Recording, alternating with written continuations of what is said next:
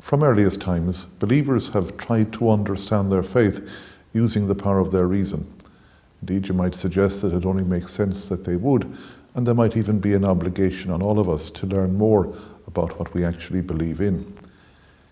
In the first letter of St. Peter, for example, we are told to be prepared to make a defense to anyone for the hope that is within us. That defense, as you know, can only come from knowledge.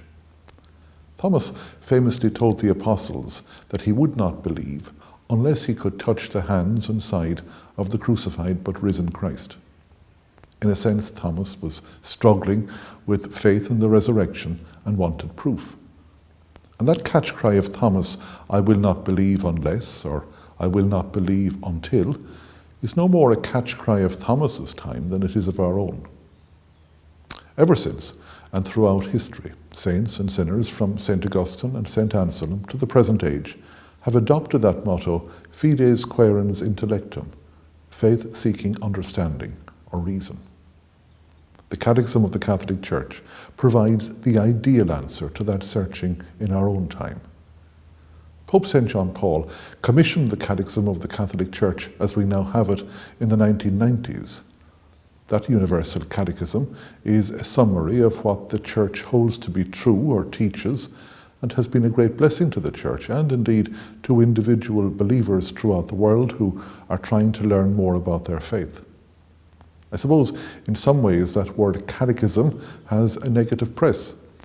My generation learned a particular catechism, a series of questions and answers by rote on sacraments, the commandments, and church teaching for our confirmation. I can still remember the question that I was asked: what are the chief duties of those who hold power in public office? I've called it since a theology of tribunals. The answer simply is the chief duty of those who hold power in public office is to work for the common good rather than their own good or the interests of the party to which they belong. But the Catechism of the Catholic Church, as we now have it, is a different type of catechism. It's a comprehensive volume that explains church teaching in a reasonable, logical, and clear way. It addresses the commandments, the creed, or what we believe in, Christian living, and prayer. I'm always amazed to listen to conversations or even to tune into documentaries or news programs and to hear basic church teaching misquoted, misunderstood, and sometimes misinterpreted. In an age of ready access to knowledge, much of what is written and accessible, as you know, is not necessarily true. This can cause confusion and sometimes doubt.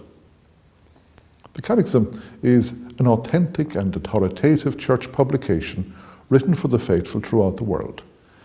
Fides quaerens intellectum, faith searching for meaning or understanding, perhaps more a pursuit of our time than it ever was before.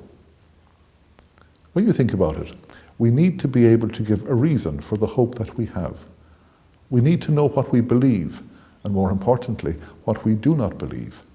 Very often, teaching is ascribed to the Church that is not church teaching at all. I commend the studies of the Catechism to you.